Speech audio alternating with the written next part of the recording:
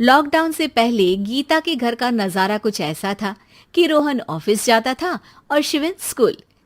जिनके घर से जाने के बाद गीता काम खत्म करके बाकी समय आराम करती थी। लेकिन लॉकडाउन के बाद ऑफिस और स्कूल घर में ही खुल गए और इससे गीता का हाल वो तो आपको देखने में ही मजा आएगा।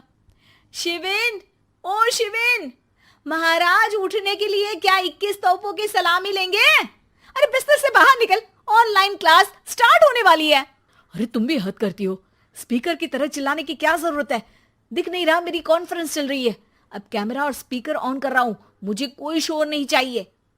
इस पर जैसे ही रोहन लैपटॉप का कैमरा और स्पीकर ऑन करता है तभी कुकर की सीटी बजती है।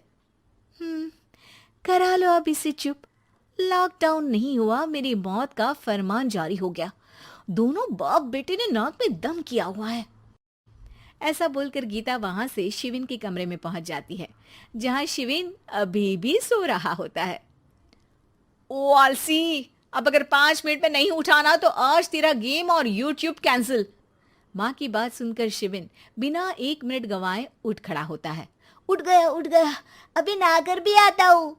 ये नाटक कहीं और, मुंह पर गीला कपड़ा मार और पढ़ने बैठ। शिविन की ऑनलाइन क्लास स्टार्ट हो जाती है, जिस पर गीता उसे वहां बिठाकर रसोई में चली जाती है। थोड़ी देर में उसे कमरे से कुछ आवाज सुनाई देती है, जिसे सुनकर वो कमरे में वापस आती है। हाय राम, तुझे क्लास अटेंड करने के लिए बोला था, कैमरा ऑफ करके बिस्तर पर नाचने के लिए नहीं बोला था। मम्मी मुझे कुछ समझ नहीं आ रहा, आप बाद में पढ़ा देना ना, वैसे भी अटेंडेंस तो लगी गई है। हाँ हाँ बेटा, जरूर बन जा। तू अभी से हम सबका बाप बन जा। अरे नहीं मतलब कहाँ से लाते हो इतना दिमाग, और पढ़ाई करते हुए ये चला कहाँ जाता है? नाइस क्वेश्चन, दिमाग से पूछकर बता दूंगा। शिविन की बातों से परेशान होकर गीता उसे मारने के लिए जैसे ही आगे बढ़ती है तभी वो कमरे से बाहर भाग जाता है। अब शिविन आगे आगे और गीता हाथ में चप्पल पकड़े उसके पीछे पीछे पूरे घर में दोनों घूम रहे होते हैं। इसी बीच वो रोहन के पास पहुंच जाता है और शिविन को मारने वाली चप्पल रोहन के लैपटॉप पर जाकर गिरती है। ओए माँ! मम्मी, अब पापा को चप्पल मार रही हो? वो आज तक के रिपोर्टर, चुपचाप जाकर क्लास अटेंड कर ले, नहीं तो अगली तेरे पीछे लगेगी। इस पर शिविन वहां से चला जाता है, जिसके बाद रोहन गीता से कहता है, इस सर्कस के लिए कुछ बोलना चाहोगी? अरे क्या करूं, जब से तुम दोनों घर में रहने लगे हो, घर अपने आप ही सर्कस बन गया है और मैं तुम्हारी नौकर। कभी बेटी को संभालो तो कभी बाप के नखरे उठाओ।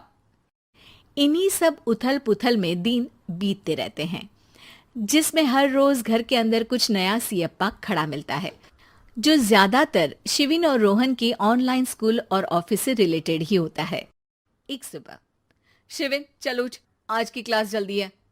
कैमरा ऑफ करके आप अटेंड कर लो। अरे ऐसे छित्तर पड़ेंगे, दादी नानी सब एक साथ याद आ जाएंगी। गीता की लाख मशक्कतों के बाद क्लास तो खत्म हो जाती है, लेकिन उसके बाद शिविन फोन इस्तेमाल करते हुए इंस्टाग्राम रील बनाने लगता है।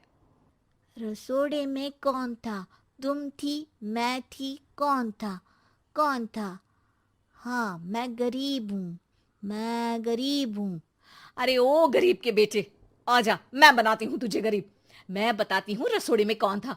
पढ़ाई करने बोलो तो इनकी माँ मर जाती है, और ये पागलपंतियां जितनी मर्जी करा लो। गीता शिविन को डांट रही होती है, तभी रोहन बीच में बोल पड़ता है। अरे बच्चा ही तो है, इतना गुस्सा क्यों कर रही हो? बेटे का साथ देने की इसी एक कोशिश में अब शिविन के साथ साथ रोहन भी गीता के गुस्से की सूली पर चढ़ जाता है। अगर बेटे पर इतना ही प्यार आ रहा है तो इसे क्लास अटेंड क्यों नहीं कराते, इसका होमवर्क क्यों नहीं कराते? उस समय तो बहुत जल्दी मीटिंग आ जाती है, वो काम मैं करूं और यहाँ इस बेफिजुली की चीज में तरफदारी करके बन जाओ महान। हे भगवान, कोई तो इनके ऑफिस और स्कूल खुलवाओ, मैं इन्हें और घर में नहीं सह सकती। अरे कुछ और मांग लेती, क्योंकि तुम्हारी ये विश इस साल तो पूरी होने से रही, कोरोना। हाय नास बेटे ने जिंदगी ही बर्बाद कर दी। खाए कोई पचाए कोई, कल मुझे चुन चुन कर सबको मेरी बद्दुआ लगेगी। उन्होंने दुनिया का और इन बाप बेटे दोनों ने मेरा जीना मुश्किल कर दिया। गीता वहां से चली जाती है, जिसके बाद रोहन शिविन से कहता है, अरे तुम्हारी मम्मी इतनी भड़की हुई क्यों है?